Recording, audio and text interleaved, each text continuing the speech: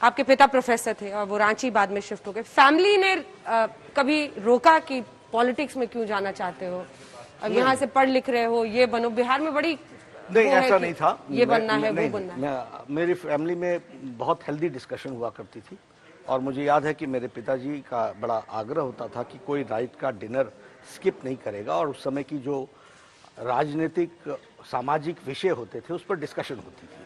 मुझे याद है कि हर्षद मेहता का स्कैम मैंने वहीं पर समझा कि व्हाट इज दिस स्कैम।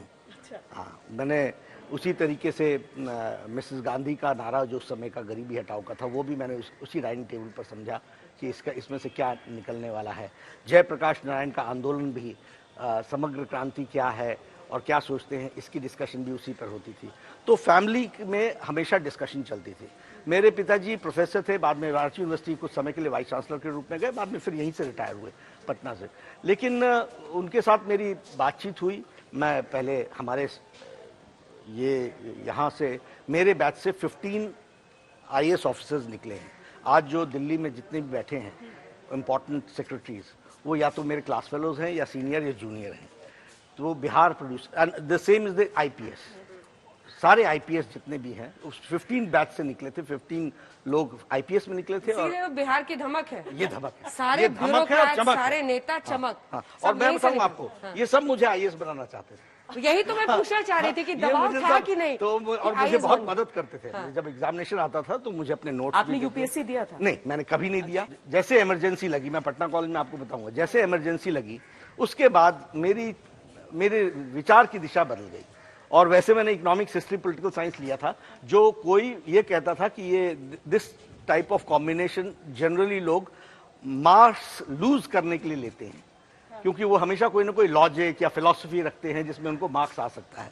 लेकिन मैंने बेस ऑफ आर्ट्स समझ करके, क्योंकि मैं UPSC की तैयारी कर रहा था उस समय, लेकिन जैसे लेकिन जैसे ही इमरजेंसी लगी मेरा विचार बदल गया।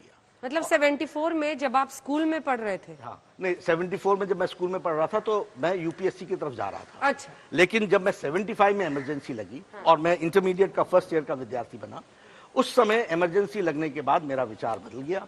और फिर मैंने अपने पिताजी से डिस्कशन किया और पिताजी उस समय, मेरे इकोनॉमिक्स, हिस्ट्री, पॉलिटिकल साइंस मेरा कॉम्बिनेशन था।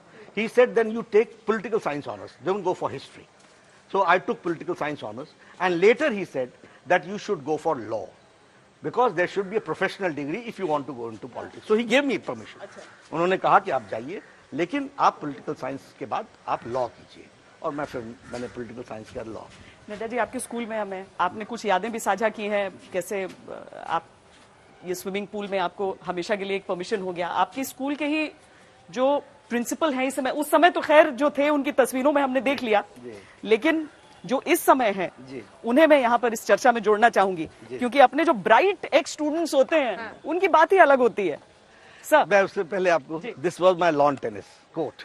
आप खेलते थे लॉन टेनिस? हाँ, and father Norbert Roy was the बर्सर here.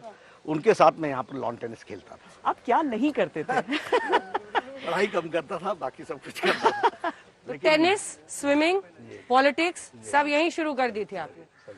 और ये ऐसा था, ये जो मौर्य होटल है पास था, तो 10 मिनट्स वॉक था। तो मैं इस स्कूल का पूरा utilisation, all Saturday Sunday full day I used to be here. Across the road ही है ये।